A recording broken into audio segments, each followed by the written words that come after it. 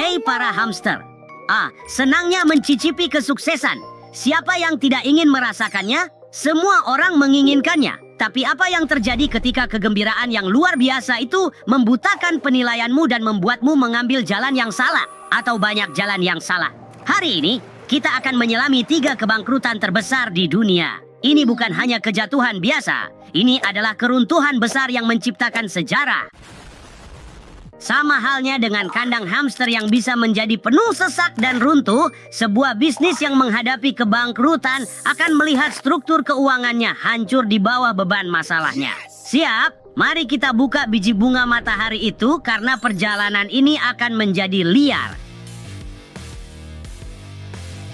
Pertama-tama, Lehman Brothers. Ketika memikirkan tentang Lehman Brothers, pertanyaan besar di benak banyak orang adalah bagaimana sebuah lembaga keuangan yang berusia 160 tahun dan bank investasi terbesar keempat di Amerika bisa runtuh dalam satu akhir pekan? Mari kita mundur sedikit. Lehman Brothers lahir pada tahun 1847 dengan awal yang sederhana sebagai toko umum di Alabama. Ketiga bersaudara itu, Henry, Emmanuel, dan Meyer, menukar barang dagangan mereka dengan kapas yang membawa perusahaan ke dalam perdagangan kapas. Kemudian, setelah kematian Henry, saudara-saudara Lehman yang tersisa menambahkan perdagangan komoditas dan layanan pialang ke dalam lingkup penawaran mereka. Maju cepat ke tahun 2000-an, Amerika telah menjadi kekuatan internasional dengan Lehman menjadi pemain finansial utama.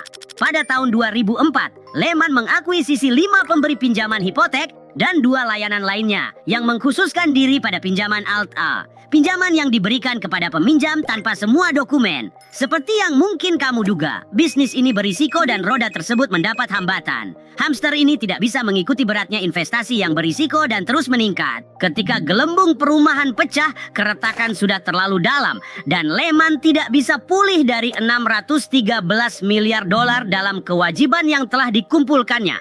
Meskipun ada upaya untuk bertahan, termasuk mengumpulkan modal dan restrukturisasi, leverage tinggi Lehman dan eksposur besar terhadap kondisi pasar yang memburuk memastikan nasibnya. Saat investor dan mitra kehilangan kepercayaan, saham perusahaan merosot. Dan pada pertengahan September, tanpa ada kemungkinan penyelamatan, Lehman kehabisan waktu dan pilihan. Akhirnya menghadapi kebangkrutan pada tanggal 15 September 2008. Dalam kata-kata terkenal dari Dick Fuld, mantan CEO Lehman Brothers, apapun itu nikmati perjalanannya, tidak ada penyesalan.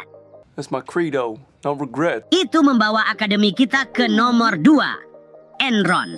Kamu mungkin mengatakan Enron, yang sebelumnya dikenal sebagai HNG Internorth, adalah anak hasil dari penggabungan Houston Natural Gas dan Internorth. Dan di puncak pimpinannya adalah Kenneth Lay, CEO dari Houston Natural Gas. Sayangnya, perusahaan yang tumbuh menjadi perusahaan bernilai 100 miliar dolar ini menghadapi perubahan menarik ketika Kongres AS mengadopsi serangkaian undang-undang yang menderegulasi gas alam. Ini berarti Enron kehilangan hak eka eksklusif untuk mengoperasikan pipa-pipanya. Untuk melawan hal ini, Bapak Jeffrey Skilling, seorang konsultan yang berubah menjadi Chief Operating Officer Enron, menjadi seorang pedagang kontrak derivatif energi, alias orang tengah antara produsen gas alam dan pelanggan mereka. Ini terbukti menjadi langkah yang baik. Lalu Enron mendominasi ruang tersebut dan mulai menghasilkan keuntungan besar dari perdagangan mereka.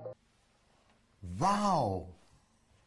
Sayangnya, kejayaan ini hanya bertahan sebentar. Dan seiring berakhirnya tahun-tahun ini, Enron mulai melihat persaingan yang jauh lebih besar dalam bisnis perdagangan energi dan keuntungan mereka menyusut dengan sangat cepat.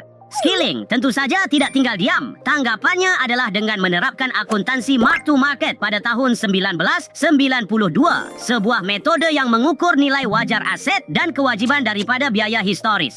Metode ini dirancang untuk memberikan gambaran kesehatan keuangan secara real time, tapi dalam kasus Enron, metode ini juga mempermudah manipulasi angka.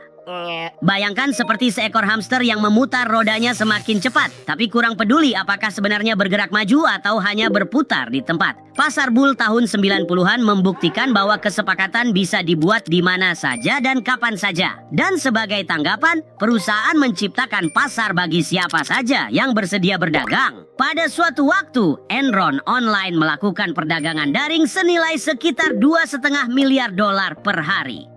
Oh my God! Ketika gelembung.com meletus dan resesi tahun 2000 melanda, paparan Enron terhadap pasar yang bergejolak menjadi masalah besar. Perusahaan mulai menyembunyikan kerugiannya, mengklaim keuntungan dari proyek seperti pembangkit listrik sebelum proyek tersebut bahkan diselesaikan. Ketika hasil yang sebenarnya jatuh di bawah harapan, Enron memindahkan aset-aset ini dari pembukuan, seperti mencoba memperbaiki roda yang goyah dengan berpura-pura roda tersebut masih berjalan lancar. Pada awal tahun 2001, para analis mulai mempertanyakan pendapatan dan transparansi Enron. Saat saham Enron jatuh dan perusahaan melaporkan kerugian kuartal pertamanya, roda tersebut akhirnya benar-benar rusak. Upaya Enron untuk mengubah rencana pensiun dan menyembunyikan masalahnya menarik perhatian SEC. Kemudian, bukan hanya perusahaan yang runtuh, itu juga menjatuhkan Arthur Andersen, salah satu firma audit terbesar di dunia. Pada tanggal 2 Desember 2001, Enron mengajukan kebangkrutan, menandai akhir dramatis dari perjalanan cepat dan berisikonya. Terakhir, tapi tidak kalah penting, kita bertemu dengan nomor 3, Washington Mutual. Didirikan kembali pada tahun 1889, Washington Mutual adalah operasi sederhana di Seattle dengan hanya 2 orang. Awalnya dikenal sebagai Washington National Building Loan and Investment Association. Organisasi ini membantu Seattle berkembang kembali setelah kebakaran.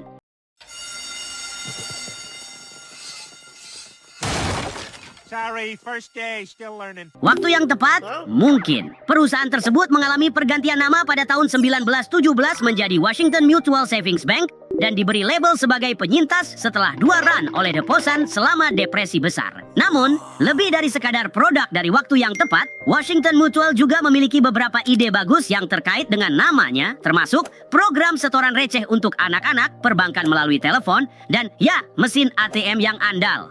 Ini berarti perusahaan dapat terus memperluas bisnisnya di seluruh Washington pada tahun 60-an, melakukan beberapa akuisisi, dan mengalami beberapa merger di barat dan ke seluruh Amerika Serikat pada saat tahun 90-an tiba. Sayangnya, satu langkah agresif terlalu berlebihan, kali ini ke pasar hipotek untuk mereka yang memiliki riwayat kredit yang tidak lengkap, hipotek subprime, pada tahun 2000-an, dan bank tersebut mengalami kejatuhan. Pada akhir tahun 2007, perusahaan ini memiliki lebih dari 43.000 karyawan, 2.200 cabang, dan 188,3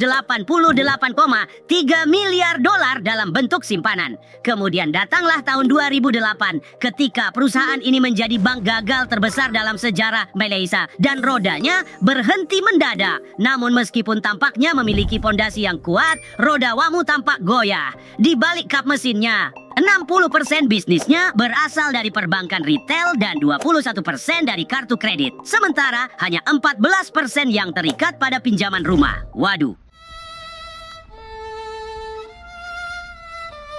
Ini artinya investasi besar-besaran di California, di mana pasar perumahan terkena dampak sangat parah. Ketika gelembung meledak yang mengakibatkan lebih banyak properti tak terjual daripada yang bisa ditangani. Alasan lain kejatuhannya, Washington Mutual dikatakan telah memperluas cabangnya terlalu cepat, menyebar terlalu lemah di terlalu banyak pasar. Pada saat yang sama, perusahaan mengambil terlalu banyak risiko. Apa kamu tahu bahwa Washington Mutual memberi insentif kepada karyawan dengan kompensasi yang terkait dengan volume dan kecepatan mereka menyetujui pinjaman bukan kualitasnya?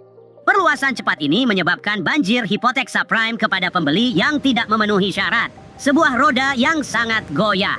Dan tentu saja, sebagai pelengkap dari semuanya, sebagian dari kegagalan perusahaan ini juga terkait dengan kebangkrutan Lehman Brothers. Ya, Lehman Brothers yang itu, yang memicu kepanikan besar. Para deposan Washington Mutual menarik 16,7 miliar dolar, lebih dari 11% dari total simpanannya dalam periode 10 hari. Federal Deposit Insurance Corporation menyatakan bahwa WAMU memiliki dana yang tidak mencukupi untuk melanjutkan operasinya.